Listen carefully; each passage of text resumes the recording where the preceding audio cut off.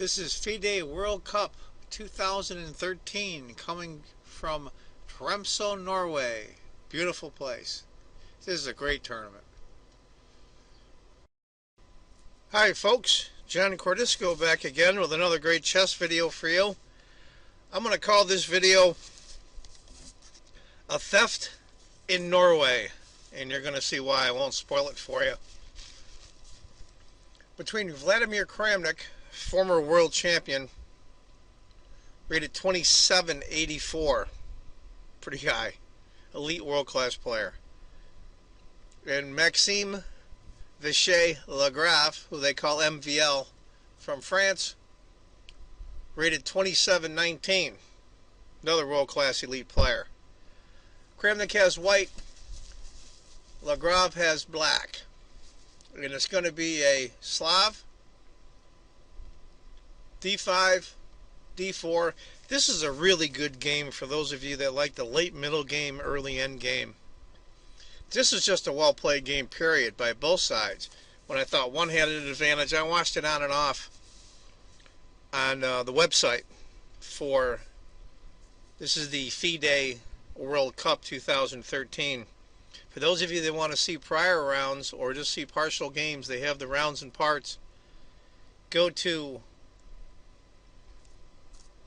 World Cup Chess 2013.com. That's World Cup Chess 2013.com. Great stuff, great stuff. If you're not watching it, you're missing out. Anyway, back to the game. Knight f6, c4, c6, knight to c3, d takes, a4. That's to stop some of the nonsense and to try to save the pawn with that. Bishop f5, knight e4. Now you're seeing now the knight is coming back around to hit the gambit pawn. If it would have gone e3 instead, then it's e6. Pretty much settles that. Knight in b to d7. Now knight takes. This is an interesting variation. I've never ever seen this before for white. Knight to b6. I think at least worth considering was queen to c7 there instead of knight to b6. After knight to b6, the knight goes back to e5. a5. That's to stop any white advances in the future. Stake some territory on the queen side for black. In e3.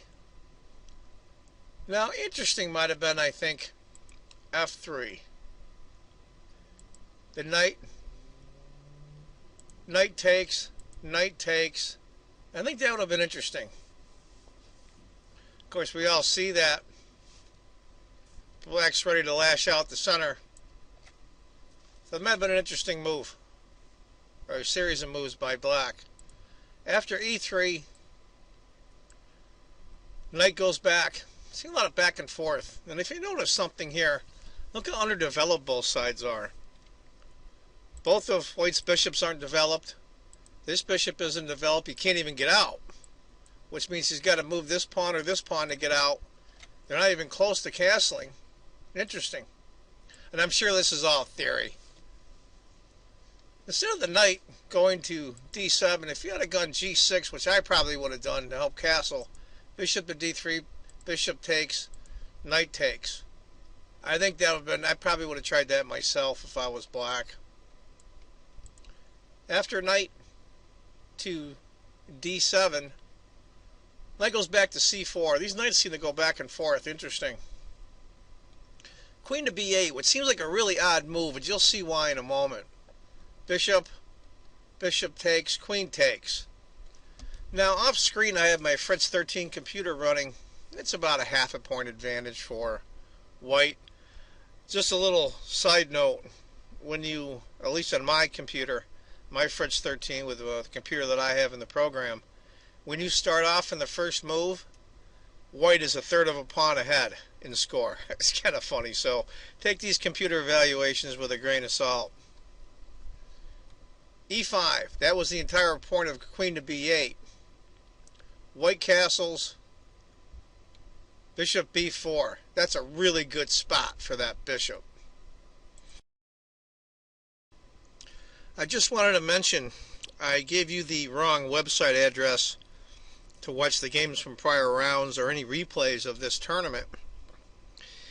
The correct website address is chessworldcup2013.com. That's chessworldcup2013.com. And I'm also going to leave it in the description below the video as well. After that beautiful square on b4 for black, white's queen is kind of not really serving much of a purpose here, to be perfectly frank. And if you notice, black's king's uncastled. So try to take advantage of that, and Kramnik certainly does as white by going queen to f5. I like that move a lot. I really, really do. It puts his queen in a really good square where it can't be chased away easily. And also a powerful queen sitting right there. Now we have 1, 2, 3 attackers, where black only has 2 defenders. So black has to take. E takes, E takes. Black finally castles, right in the nick of time, I think, too, frankly. But the nick of time or early, it still comes out the same. Rook to d1. Now, it's going to be a little tougher here for white because his dark squared bishop isn't developed yet. And not being developed anywhere along here, his rooks aren't connected. And you're going to see in a minute queen to e8, and that's a really good move. It gets his queen off this diagonal when it really isn't doing much good. It was serving a purpose, but that purpose is now gone. And the rook can't come here because this bishop hasn't been developed. So that's a really good move by LaGrave. And also, too, bishop to f4. That's what white was going to do anyway. And if the queen was still here, he would develop that bishop with a tempo on the queen. And if the queen moved currently to where it is, this rook could come back and just start harassing the queen. So that was good play. Queen to e6. Now I saw this when they did it because I watched it on DVR, even though technically it wasn't live. I was working here in my convenience store today in upstate New York.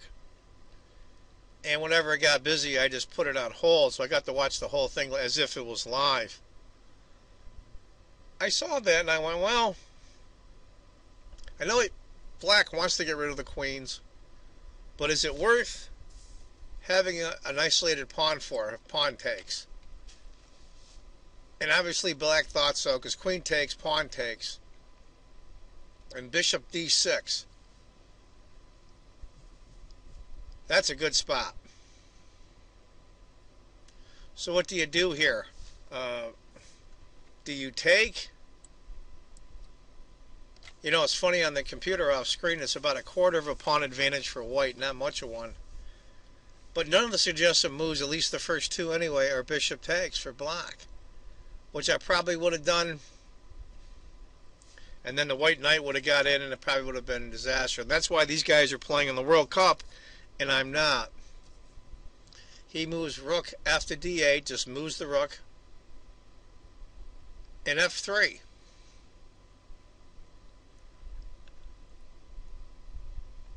That's actually a good move. It stops black from coming here or here. And it doesn't weaken his position at all. In fact, this knight can move wherever he wants to, because normally when you see a bishop here, it's a pin. In this case, white would love it if bishop takes, knight and pawn takes, and reconnect these pawns here. So I think white's in good shape here, even though it's only a quarter of a pawn up. I think it's a little bit easier to play for white. Bishop takes, b takes. I don't know if I'd have done that. I call it losing the minor exchange. You know, you hear about being down the exchange, a bishop or a knight for a rook. I call being down the minor exchange is trading your bishop for a knight. I've never heard that expression before, but I think it fits. Knight to d5. That's a heck of a spot for that knight, I'll tell you. Not only does it threaten this pawn here, but there is no light squared bishop, and he's on a light square. That's a hell of a spot for that knight. This knight can go here to back up this knight, and then it stays forever. That's a really good move on LaGrave's part. After knight to d5, white finally has his rooks connected, but the problem is this pawn here. It makes it awkward. That knight's in a really good spot, backed up by another knight if he wants to be, and he has to defend that pawn. Because once he loses this pawn's going to go, and it looks bad for white. He has to go rook. Now, I'm not 100% sure if I'd have used that rook. I go back knight to d5, and both cases it shows the d rook moving on the computer. Oddly enough, it shows two moves. Rook here and rook here.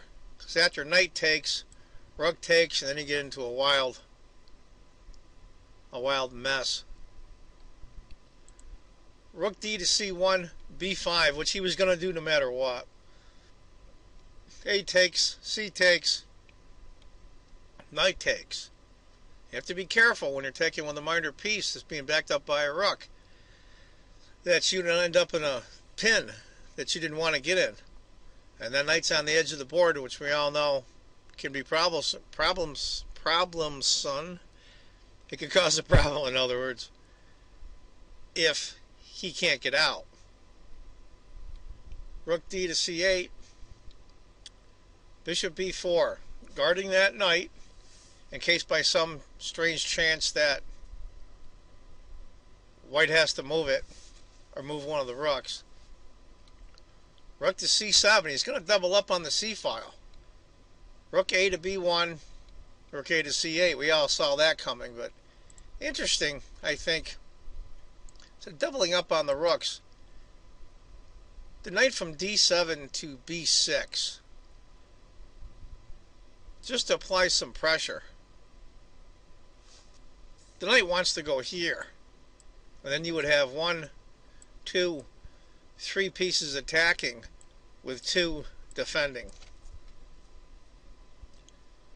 Knight to b3, rook to a2. Now you've got a rook in the 7th rank. Also, you've got a knight coming in here, a knight coming in here. It could be bad for white.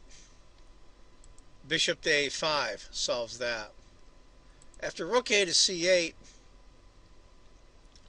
it's a move I didn't expect. It has nothing to do with the conglomeration of pieces here on the queen side.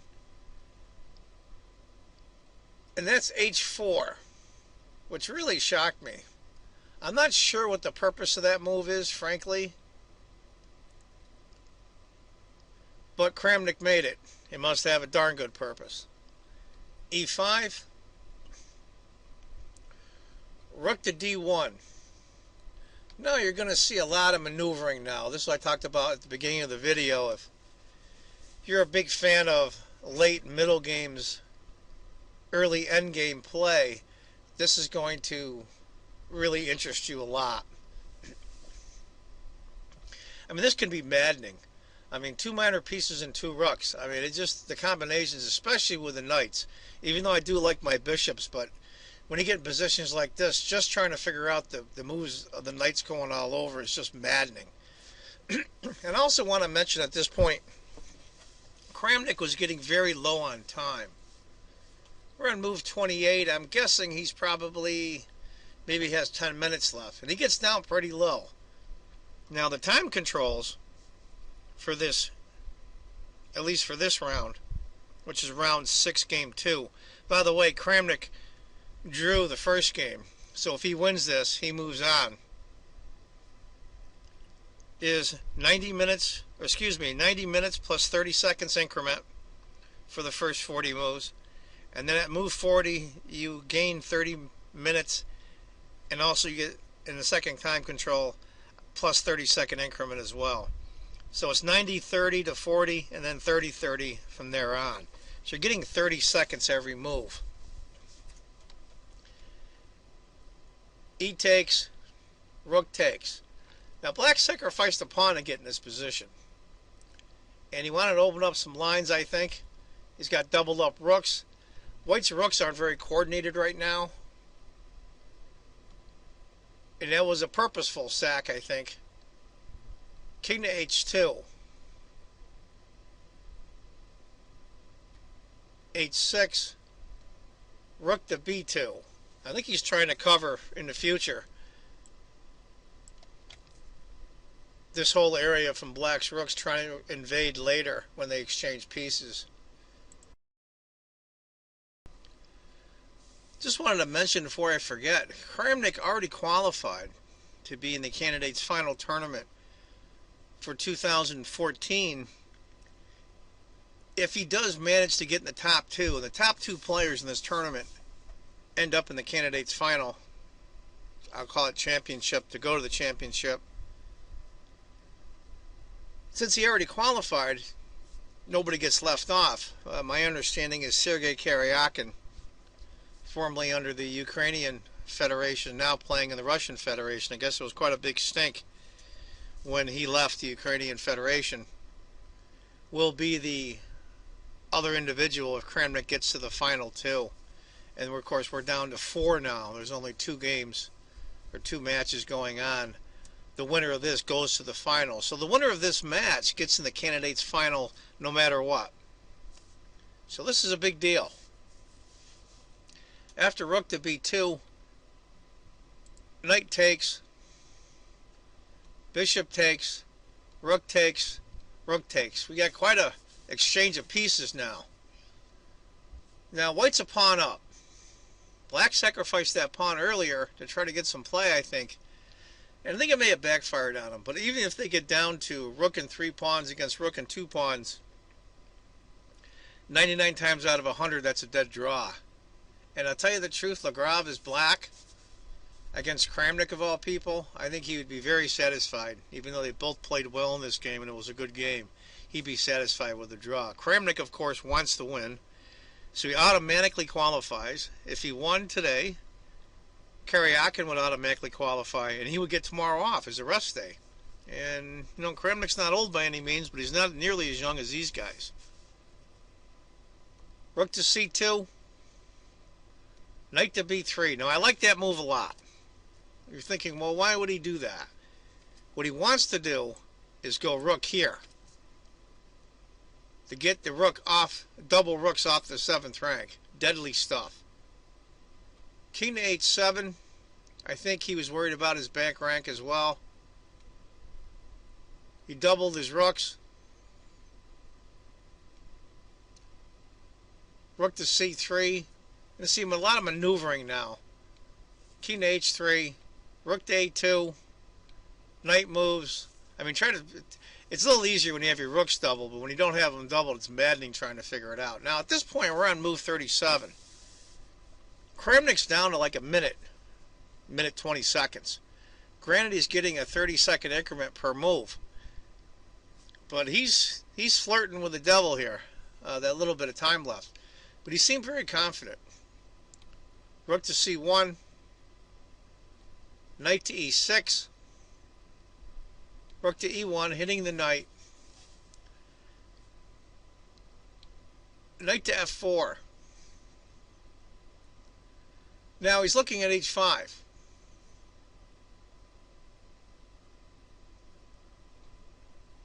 Rook to a7. Right now the computer gives a score of a little over a pawn advantage, pawn and a quarter advantage for white. h5. Rook a to e7, g4. Kramnik's moving the pawns up. Black finally got his rooks connected. Rook, knight to g6. He didn't take. He did the in-between move. And that's a little precarious for black's king here, because you got to remember, you end up with a rook here, It's mate. So wait, black's king's a little cornered. Rook takes, rook takes, rook e8. Of course, he's guarding the back rank, because who wouldn't? Now, I think at this point, even LaGrave being down a pawn, I think he's desperately trying to draw here. And I think he has pretty good chances. But the score is starting to increase dramatically. It's over a point and a half now. Rook to b7. Rook to d8. King to g3. King g8. He's trying to get his king out of the corner. King to h4. King to h7. Now, if you notice something now in the next few moves, LaGrave's not in Zugzwang, and those of you that know what that means, it means when you don't want to move. But he's pretty much cornered there. His king can't go to this space or this space. And he really doesn't want to move his knight anywhere. And he likes his rook just where it is, so he really has no choice. Rook to a7, and slowly but surely, I think, White's starting to slowly improve his position. Now, I wanted to correct myself. What I said earlier is black couldn't move here. He can't move here or here or here. So all he can do is go back and forth, back and forth. King to g8. What else can he do? f4. Pawns are coming up. Now we're on move 48, so they're past the time control, but Kramnik waited. He had about a minute and 15 seconds, I think, maybe a little bit less on his 40th move, so he was pushing the envelope to be sure. And it's funny, Kramnik automatically qualifies, so he was so relaxed through this whole tournament and all his interviews. And he said he wouldn't be that disappointed. He gets to spend the rest of the summer with his wife and his young children in Paris. There's worse summers, believe me. So, you know, he wasn't going to give it up because he's so competitive. He wants to win. But I think that casualness in his mind has really helped Kramnik as far as his thinking goes. He's more relaxed. He's not as tense. He doesn't have to win this tournament to qualify in the candidates final, whereas LaGrave and the rest of them do. King to h7 again. What else can he do? Rook to b7. Finally, he moves the knight. Rook to b4, hitting the knight. Rook to e8, guarding the knight. And g5. The pawns are moving in. Knight to d6. It's almost a 2-point advantage currently for White. He's starting to close in. And these are the positions that Kramnik loves. The small advantages that you press and press and press and press. Kind of like Mickey Adams from England does that as well. Rook to b6. Hitting the knight. Knight goes back. Rook to b5. Rook to e1. Pretty exciting stuff, huh? Now knight to f8. That rook has moved. King has to go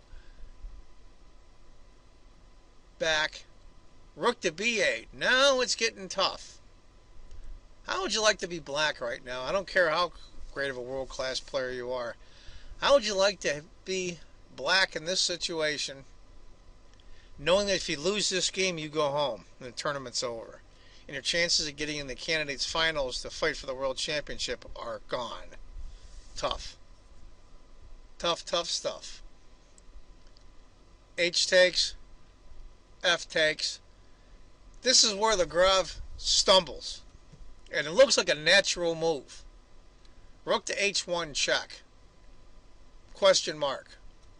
What he should have done is knight to d6, g6, rook checks, king to g3, rook checks, king, rook to e8. He has to trade. Knight takes. I think would have been a lot better for him. After rook to h1, king, rook checks. If black had taken the pawn, this would have happened. Knight to e6, discovered check. King f7, knight takes. Game's over. I won't go through the rest of the scenario. I will. King to f6, king to g4, rook checks, king to f4, We all know why black can't take here, because white will check and he'll lose the rook. Rook to f1, knight to f3, and the game is over. After rook to g1, king to f4. I think maybe king to h2 might have been a little better. After rook takes, knight checks, king to h7, knight takes, rook to b6. And it seems like a rook knight ending is drawn, but it's not. This is not drawn by any means. It's a loss for black. Now this is where Kramnik stumbles. Or excuse me, LaGrave stumbles again. Double question mark, rook to f1 check. And it's interesting what it says. Terrible move, but the game is lost in any case. So after knight to d6, knight discovered check, king to f7. And black's in a world of hurt here.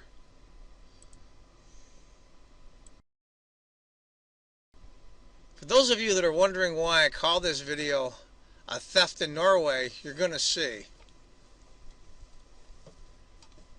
King, g6.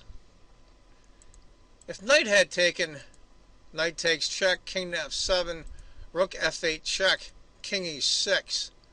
Rook takes and he loses the rook. After g6, h takes. It's a disaster. Absolute disaster. Black is just lost. King to g7, g takes, f takes. Now, granted, a computer evaluation gives us over 5 points ahead, which is resignable, but this ending isn't so easy, as you're going to see. King to e4. Big mistake. That's where Kramnik blew it. He should have went king to d7, rook to f5, rook to f8 check, king to g6, rook to g8 check, king to f7, and this is the move that Nigel Short, who was one of the commentators from England, former world champion challenger, saw. King to e4, the in-between move. And that wins for white. Kramnik didn't see it. Now, in all fairness, that knight to d7 move would have been very, very hard to find. And he was looking, believe me. And at this point, they were talking about, they had him on camera, Kramnik, and the look on his face. He wasn't disgusted, but they were saying, you know, Nigel Short goes, well, I've been in this position many times. And you've got to figure out, where did I go wrong? I had the game won, and I threw it away. And that's why I call this a theft in Norway. Rook to e1, king to f3, rook to f1, king to g3, rook to g1, king to f4, rook checks again, king to e3, rook checks, king to f3, rook. That's twofold repetition in case you're counting. King to g2, rook to f5, knight to h7. Looks like white might be able to get out of the draw here. King to g6, rook to b7, rook to f4, king to g3, and white is now has a mate threat.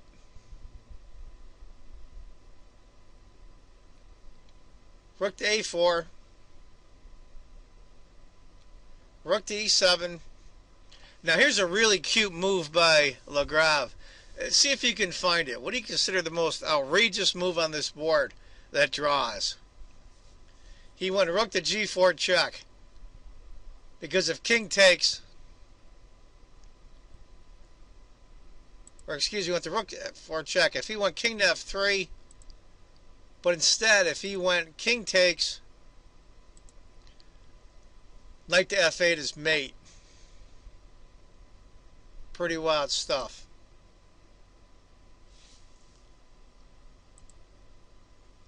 King. Let's go back again, because it's funny. If it's white's move, the game is drawn. King to f3, rook to a4, rook to b7, rook to h4, knight to f6, king takes pawn, knight to e4, check. Now they went to an over 120 odd moves, I believe it was. I'm not going to go through them and bore you to death. The game ended up being drawn. I call this video a theft in Norway.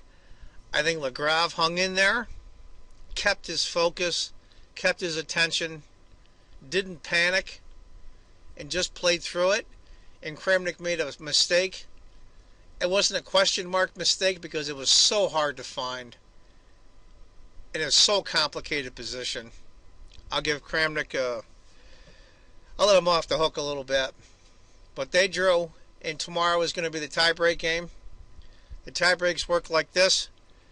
It's a mini match of 2 games. The first 2 games, I believe, are 25-minute rapid. And I believe they get, I think it's 10 seconds. If that 2-game mini match ties, they go into blitz. I believe it's 10 minutes plus 10 seconds, I'm not sure. If that mini match ties, then they go down to the Armageddon game, which is 5 minutes and 3 minutes. And I forget how they determine who has black and who has white, but black has draw odds. So somebody's going to win. Anyway, folks, that's the video for today. I hope you enjoyed it. I felt bad for Kramnik, but LaGrave's a good kid. He's a great player. So we're going to see what happens tomorrow on Wednesday. And I want you to remember, if you think chess is just a game, you're not playing it right. And I want to thank very much the many new subscribers that I've gotten in the last couple of weeks. Thank you again. And those of you that haven't subscribed, please do. Take care, folks. Bye-bye.